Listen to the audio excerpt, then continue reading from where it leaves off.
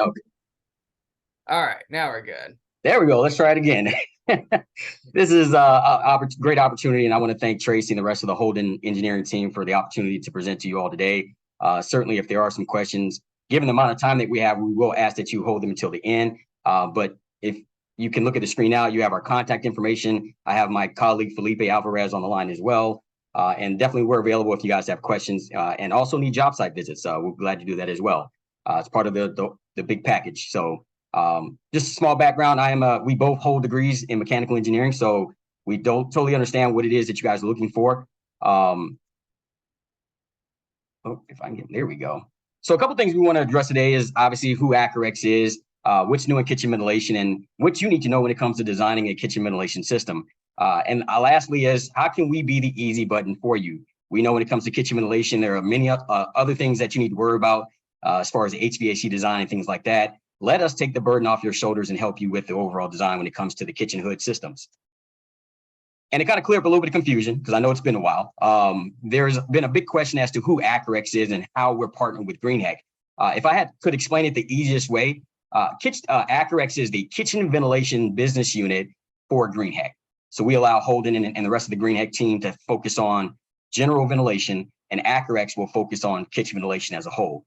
That's all we do day in and day out. So that's why we're, like to refer to ourselves as specialists when it comes to the kitchen ventilation design. Hopefully you guys have had an opportunity to go up to Greenheck and experience the campus. If not, I'm sure Tracy and the team will love to have you go out there and take a visit. I think they do have a small portion of kitchen ventilation integrated in the presentations as well. But certainly, like Tracy said, we are local, so we'd love to come and see you personally if you guys are interested in more information. Most importantly, we know your time is valuable. And again, that's why we want to be able to take the burden of kitchen ventilation design off your shoulders and be able to take that responsibility and turn it around in a timely fashion so that you can move on with the rest of the project. We also know we need to be accountable for the product.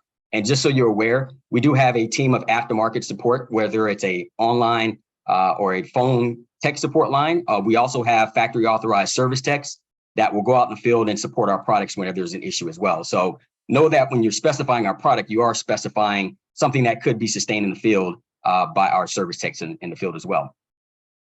So here are a few topics that we're going to discuss today. There's some items that we'll go into a little bit later on, and obviously if we have enough time, we can dig into, but we want to kind of focus on just the kitchen ventilation package as a whole, and then going through some of those other accessories as well. For those who are not aware, since 2020, we have been, in Georgia that is, have been on 2018 editions of most of the codes, with the exception of the International Energy Conservation Code. We're still on 2015. I don't know why we're so far behind, but it is what it is.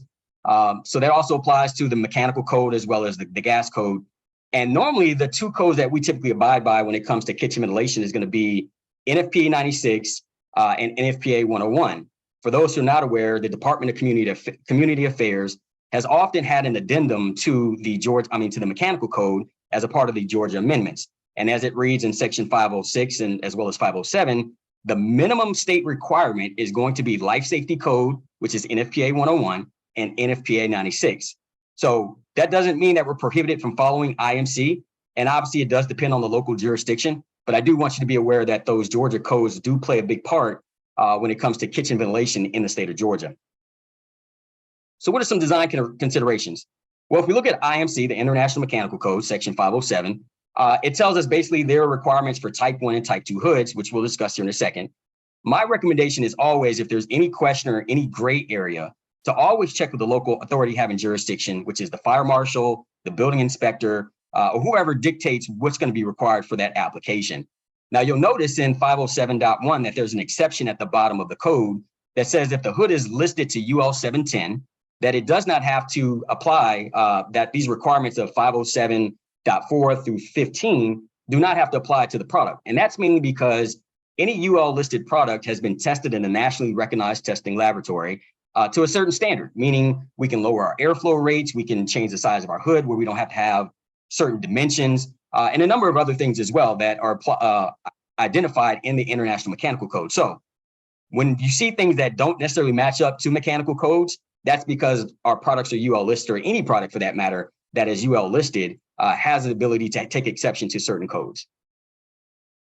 Now, one of the key things we always look at from a design standpoint is what are we covering? What kind of appliances are being used for that application? Because that's going to dictate not necessarily what size hood we're using, but the type of hood we're going to be using. So just looking at basic equipment that we see here, we have some ranges, some char broilers and things like that. And I'm not expecting you all to understand what appliances are used for, but know that we rate them on a scale of light duty all the way to extra heavy duty, which will come into play as we'll talk about here in a few minutes. Clearly for a type 1 hood, which is normally used for grease application or grease removal, you have a couple things that are required. You have to have grease filters. You have to have a fire system. Obviously, when it comes to the ductwork that connects the hood to the fan, it has to be grease-rated ductwork, which is typically black iron. And there are some exceptions for some prefab that we'll get into a little bit later on as well. But also, when it comes to solid fuel, which has become the rage as of lately, we do have to run higher exhaust rates.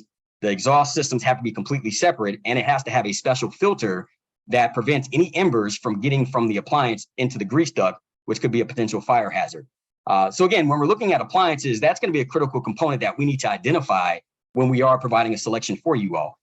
Most people will, oftentimes reach out and say, hey, I just need a 12-foot hood.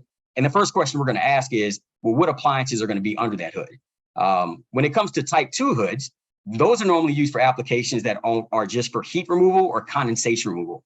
So the appliances themselves aren't as critical because we know for a fact there's no grease being produced. But simply whenever you have a dishwasher or even an oven, typically we're going to recommend a type 2 hood because there's no grease-laden vapors. Now, we'll point out a caveat. If you have an oven that's being used for, where they're cooking any kind of meat or any kind of fatty product, you certainly would want to go with a type 1 hood because if there's grease-laden vapors being produced, you want to make sure that you're extinguishing those out of the space and removing them from the hood, but also have a fire suppression system that if for any reason, if the fire system were to activate or if there was a fire created based on those grease-laden vapors, you'd want a fire system to extinguish that fire. So again, the appliances are very critical. So if you have an application, we always want to know what that is up front. Now, obviously, there are various types of kitchen hoods available, and that's going to depend on the space itself, the ceiling height, any of the job site constraints that we need to be aware of. And just looking at just a few examples here, 90% of the time, we're going to be using what we call a wall canopy, which is mounted against, obviously, a wall. But you can have other applications, such as a double island hood. Schools are notorious for using that type of application where you have the appliances in the middle of the kitchen and maybe 2 cook lines. You could also do a single island hood where if you had a single cook line, we would just have a hood that covers that entire cooking surface. And then we also have the proximity hood, which in most applications is going to be used if you have a really low ceiling or if you have a customer who wants a really small footprint. I know most of us in Georgia have all been to Waffle House, so we've seen an example of what a low proximity hood is. And because they want that hood to have a small footprint based on the size of the entire space, they decided to use, in most cases, a low proximity hood. We'll normally determine what type of hood you'll need, but we will ask, obviously, some questions that will help us identify whether or not we need an island hood, wall canopy hood, or a proximity hood. So when it comes to the actual hood size, code does require that there's a minimum based on 507.4.1, a minimum, and I stress that, a minimum of 6-inch overhang that extends beyond the actual cooking surface. So what does that mean? Well, if we look at this example, we have 8 feet of actual cooking equipment. Code requires us to add 6 inches to each side. And by definition, we will require at least a 9-foot hood. And the reason why I'm stressing that minimum and that least is because we all know from our engineering days, we learn from fluids and heat transfer and things like that, that hot air tends to rise and expand.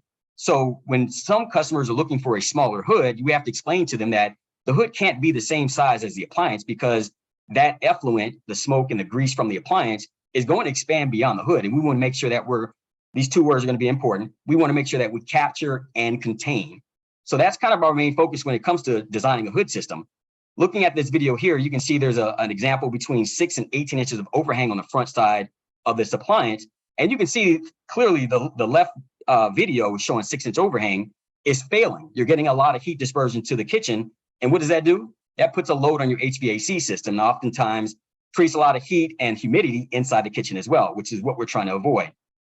So let me show that video one last time, just so you can see it clearly. The 18-inch overhang definitely shows greater capture and less spillage, if anything. So we want to make sure that we are abiding by not only the minimum, but in most cases, based on, again, these appliances as you go from left to right, they're creating a lot more heat. So our recommendation is the more heat that's being created from the appliance, the greater overhang we're going to need. So these are some basic recommendations that we'll provide when we're doing a selection is for charbroilers, because they create so much heat, we're going to recommend at least 12-inch overhang on the side of that appliance. And as you, like I said, you go to a lighter duty appliances, we can reduce that down to 6 inches. Conveyor ovens have been somewhat of a tricky application because some people don't understand what you have to cover. Is it just the oven or the conveyor system itself? And our recommendation is always going to be to cover 12 inches beyond the actual conveyor, because when you put the food in and it comes out, you still have some grease-laden vapors that are coming off the food as it's on the conveyor. And of course, with convection ovens, 6 inches is only required on the side because it's normally enclosed. But if you think about the doors on an oven, normally when you open them, a lot of that heat tends to pull straight out. So our recommendation on the front side of an oven is normally 24 inches. And of course, 12. When it comes to dishwashers, it depends on whether or not it's a door front opening unit or if it's conveyor as well. So we'll take that into consideration. Another option that we can change in order to increase capture and containment again is to increase the depth of the hood from 24 to 30. So that gives us a greater volume to allow that smoke and any effluent from the appliance to circulate inside the hood before it actually is evacuated through the filters and through the exhaust fan. So we also take that into consideration as well, as long as we have enough clearance above the hood to go to a 30-inch tall hood. Now, we're also looking at the overall space as well. We know from an engineering standpoint, we have to get air conditioning in the kitchen. So there's ceiling diffusers that we need to look at, doorways, pass-through windows, things like that, because we're talking about pressurization inside the space. And so when you're opening doors or you have diffusers that are pushing air in certain directions, we need to find ways of counteracting that. So we need to be aware of some of those things. And most of the time, if you've seen a selection from us, we'll have notes on our drawings that say that the ceiling diffusers or any other means of outside air needs to be at least 10 feet away from the hood so that it does not affect the capture and containment of the hood system itself. So a couple accessories that we typically would recommend would be either inskirts or full end panels that allow us to kind of block off the side of the hood that would prevent those side crosswinds from affecting the performance of the hood system.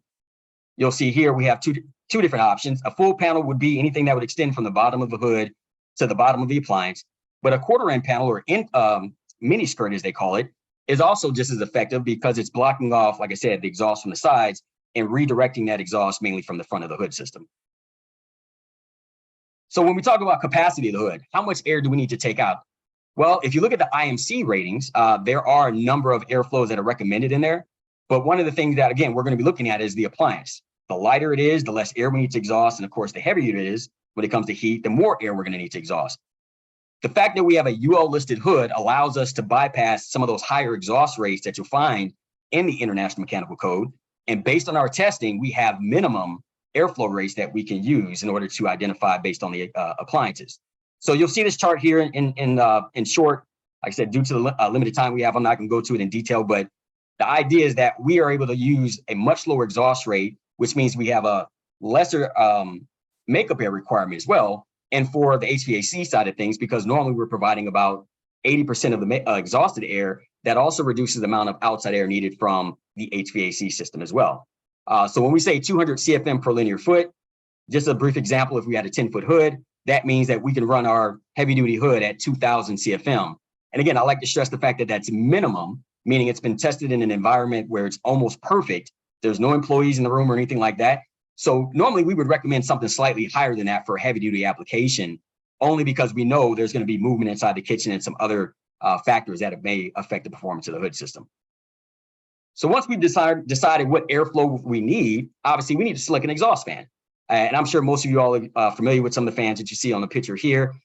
We have just about every fan for every application, and that's going to be dictated by where the fans can be located. I do want to point out that the code does require some basic requirements when it comes to hoods. To exhaust fans. They have to, if they're on a roof, have to discharge 40 inches above the roof. And of course, they have to be 10 feet away from any other intakes as well, or any other parts of the same building. Now, if you're dealing with parapet walls and things like that, there are some minimum requirements for that as well. But normally, you want to make sure that that fan is above a parapet wall so that any exhaust effluent doesn't get trapped inside of the parapet and could be forced back into the makeup air and bring that smoke or that odor back into the space. I'm sure you guys have seen this as well. You know, the industry has been moving away from belt drive fans, even though we do still offer them. But, you know, EC motors are becoming the crave right now, and everybody, as well as outside of our company, is starting to offer these and as a mass-produced option versus a belt drive, because obviously there's less maintenance. They're easier to install. And of course, for us, you can maintain variable speed options and balance them a lot easier than having to adjust belts and pulleys. So that is normally, if we're providing a selection, you will see a EC option from us, unless it seems to be an extreme rate that we can't supply with a certain size fan. So when it comes to makeup air, this is, in my opinion, kind of a gray area for a lot of people, especially when it comes to identifying how much makeup air you need. And clearly just explain, makeup air is only there to balance the space. Some people have even been in restaurants where it's really hard to open up the front door. And that's because somebody has either turned off the makeup air because they didn't temper it and it was cold during the wintertime, so they turned it off and forgot to turn it back on, or the space is just completely negative. So we will make sure that when we're designing not only exhaust, but the makeup air to a certain percentage to make sure that we are balancing out the space. And this diagram just simply shows you what a traditional kitchen looks like. Just going from left to right, you have your rooftop unit that mainly conditions the space, provides a little bit of outside air. Then your kitchen, of course, has exhausted air that takes out all the effluent from the appliances, but we have to maintain a balance. So we are going to bring some makeup air back into the space. And the reason why I say some is, and again, the rule of thumb in most manufacturers will provide this, is 80% of the exhaust. So now you're probably asking, well, where does the other 20% come from? Well, that would come from your rooftop unit. And the reason why it's normally 80%, because you have to maintain a certain negative pressure in the kitchen so that you're moving all the air from the dining room all the way into the kitchen and not vice versa. I mean, like I said, I love the Waffle House. Nobody loves the Waffle House probably more than me, and Felipe can attest to that. But at the same time, I don't appreciate coming out of the Waffle House smelling like Waffle House. So when most people go to a restaurant, they don't want to smell like the kitchen. So we want to make sure that the negative pressure is always pulling air from the dining room into the kitchen. Now, in regards to makeup air in itself, it is required. Again, how you provide makeup air is kind of the question, and we'll talk about that.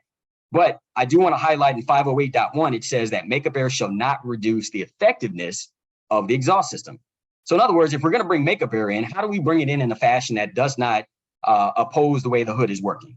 And these are some of your most common options that I'm sure we've seen over the years as far as integrating makeup air with the hood system.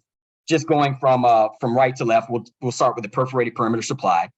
We have an air curtain, face discharge, rear discharge, which is becoming more of an older application where the air goes behind the appliances. And of course, the well-renowned short circuit hood. I do want to point out when it comes to short circuit hoods, and I'm not saying, I want to be clear on this, that the short circuit hood does not have a place in this industry.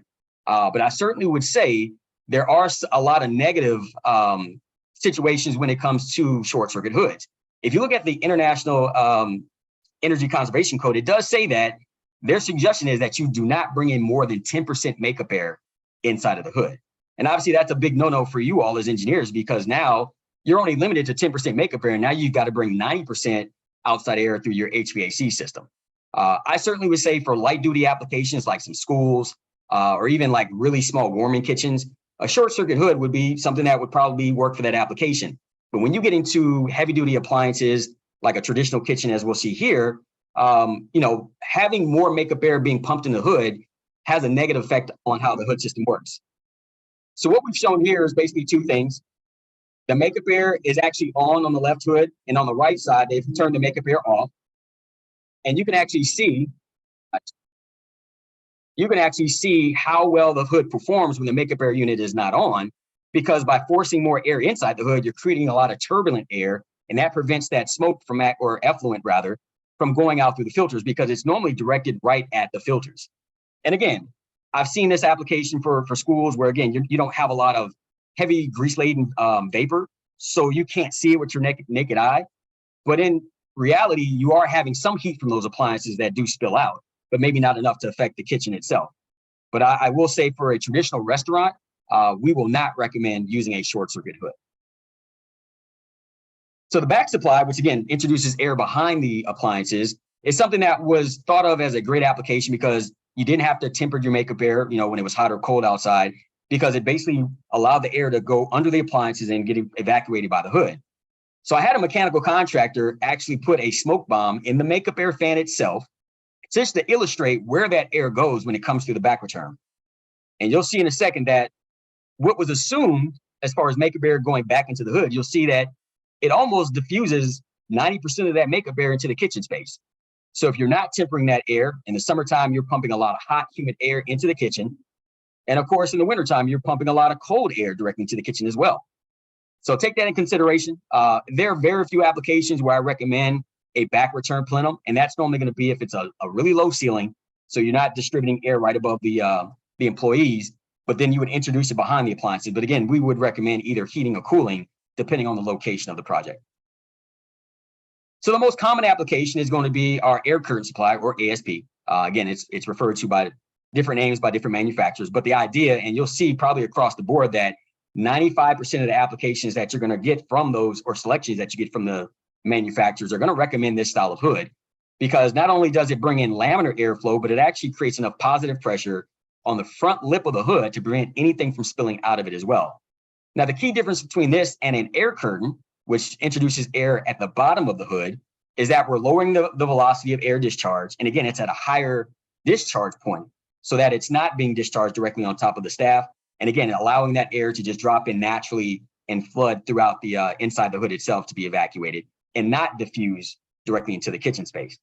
Now, being honest, again, 100% of this air does not get recaptured into the hood system. You're probably looking at somewhere close to 85 to 90% of the air being recaptured. But that's another thing, that reason why we take into consideration whether or not we're going to be heating or cooling the makeup air. Now, another thing that I've seen obviously is, well, why can't I just use ceiling diffusers?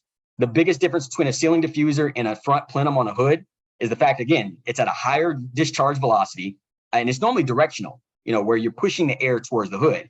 So to combat that, we actually have an option for what we call a split ASP that allows the outer plenum to introduce conditioned makeup air from the rooftop unit and still allows that laminar airflow of outside air to flow directly down from the hood back into the hood system itself. So again, if you have an application where you feel like you have to have diffusers within 10 feet of the hood, our recommendation would be to have a split plenum to offset that. So speaking of heating and cooling, I know this is kind of a controversial discussion for a lot of customers because we see both ends of it, right? From an engineering perspective, we know code says that anytime there's a difference of 10 degrees between the outside air temperature and the temperature inside the space, well, you have to temper that makeup air. Code's not very clear on whether or not it's heating or cooling, but at the same time, it does recommend that you temper the air. So that, in my mind, that would be heating or cooling or both in some applications. So again, we see it where even if it's specified on the engineering side, oftentimes when we get ready to sell the product, the owners, because they don't feel like it's necessary, will often value engineer it out. But certainly it's something that we would recommend in certain applications, depending on location, and would consult with you to make sure that we are making the right decision on whether or not we are heating or cooling based on that application. So the two, or really three options that we have when it comes to makeup air fans is, again, we can have an untempered fan that introduces raw outside air, but just be cautious. Obviously, whatever the temperature is outside, that's what's being introduced inside of the through the ASP. But we can also, again, heating and cooling options are direct gas, indirect gas, electric, hot water, and chill water. For the Southeast, normally we're going to select PX or PDX, which is packaged DX cooling for those DX applications because it's so humid outside. But we often do work on the West Coast as well, where we use evap cooling. Now, I do want to stress the fact that I'd say 90% of the time we are using direct gas for our makeup air fans. And a lot of engineers do question that because there's some concern about introducing the combustion gas into the space. Well, if you look at the efficiency of the burner, it's about 92% efficient, which is definitely more efficient than indirect gas when it comes to gas efficiency. But again, most of that air is being exhausted by the hood. Normally in an application where we're just discharging heated makeup air into a space that has no exhaust, we're certainly going to recommend indirect gas. But in a situation like a kitchen where we have exhaust in the space and have an opportunity to remove that combustion gas from the space through the hood, we are going to recommend direct gas for that application. Now, one of the key things about our unit specifically is the fact that we have a proprietary damper that allows us to reduce the makeup air 50%. And we'll talk about demand control, ventilation, and variable speed controls here in a second. But the reason why we can reduce our makeup air 50% is not through the controller, because we all know variable frequency drives are capable of matching whatever frequency you set it at. The key point is the makeup air fan has this damper that increases the pressure across the burner to make sure that it stays lit at lower airflows. Some of our competitors can't do that because they don't have this proprietary damper. So they're limited in reducing the airflow to only 80%, or rather dropping it 20% versus our 50% reduction. So I wanted to explain that real quick. As far as cooling, another advantage that we have is that we do start cooling at 70 to 75 degrees. Some of our competitors will wait until it gets to 85 degrees, which is the reason why, looking at this chart here, we're getting more comfort cooling out of our makeup air fans because we are cooling at a lower point versus some of our competitors because of the way that they're drawing air across the coil. The Accurex green heck method is to pull air directly through the coil versus blowing it through the coil because our fans are placed after the coil versus our competitors, which have it before. So we have a greater surface area that we're covering of the coil, which prevents it from freezing.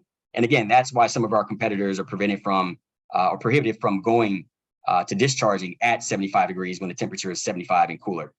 So keep that in mind as well. Now, I don't want to say new concept, a concept that we're starting to see more frequently, rather, because we all know dedicated outdoor air systems, or DOAS as they're referred to, have been in the market for years, ERVs and things like that. But we're starting to see a growth in requests when it comes to DOAS units for kitchens. And if we compare this to our previous illustration we looked at, the DOAS unit is now replacing a dedicated makeup air fan for the hood, as well as the dedicated rooftop unit that would be conditioning the space as well. And again, this is a great application. If the customer can afford it, it's certainly more efficient where you're just drawing air that's being pumped into the space from the DOAS unit and just pulling it through the hood. But what I'm starting to see in the industry is that some of our competitors are using this as a over-glorified or over-designed makeup air unit. They're not taking into consideration recirculation. They're not taking into consideration unoccupied hours.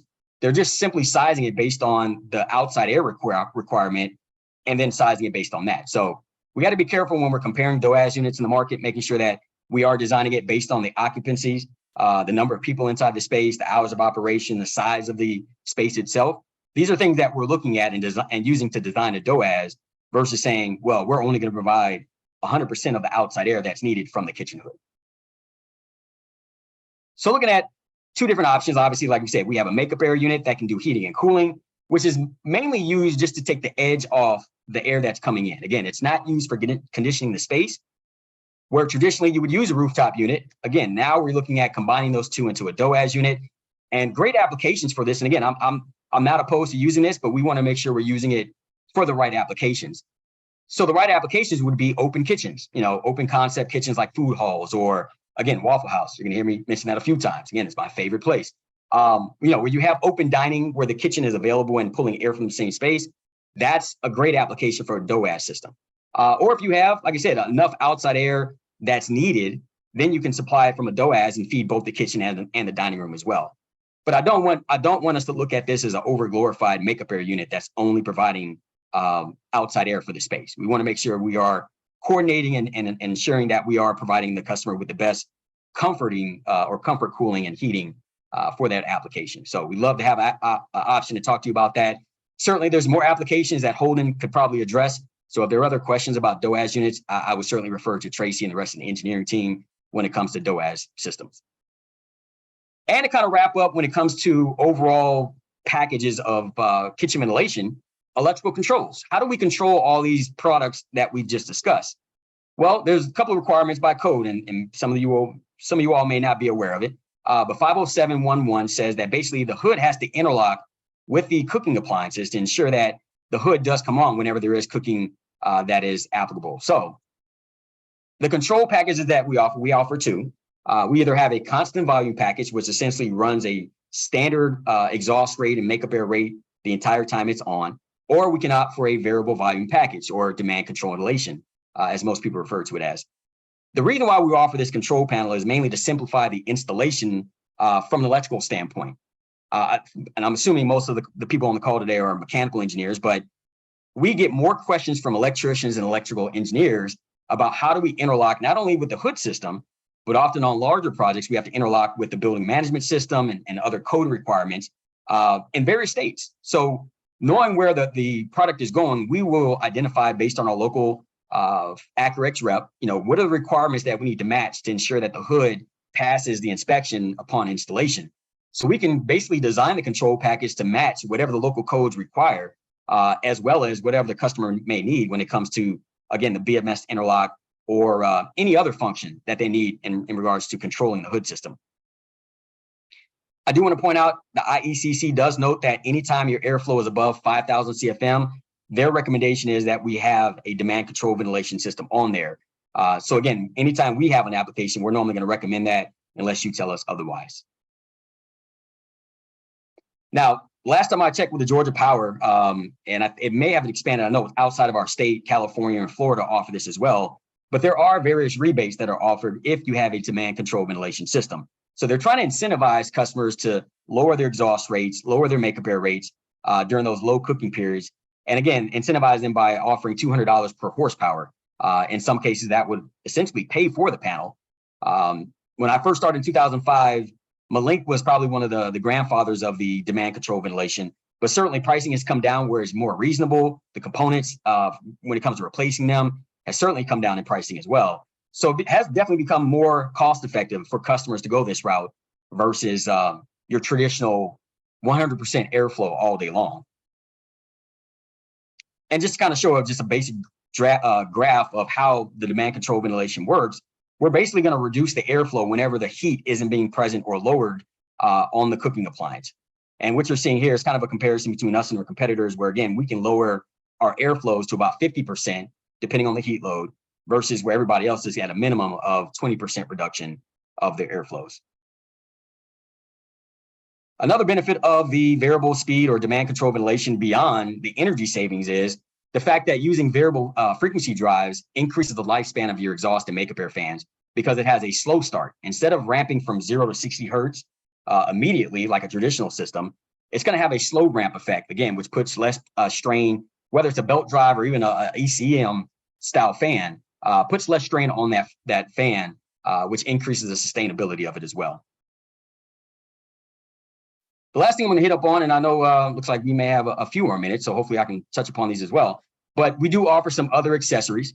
Prefab grease duct, we have a partnership with a local company that offers prefab, but I would just say across the board, if we can use prefab grease duct on kitchen ventilation applications anywhere, it's going to serve the customer as well as us better than using black iron, because one, we have a little bit more control over how that grease duct is designed, being that it's being designed from a I guess a professional manufacturing standpoint.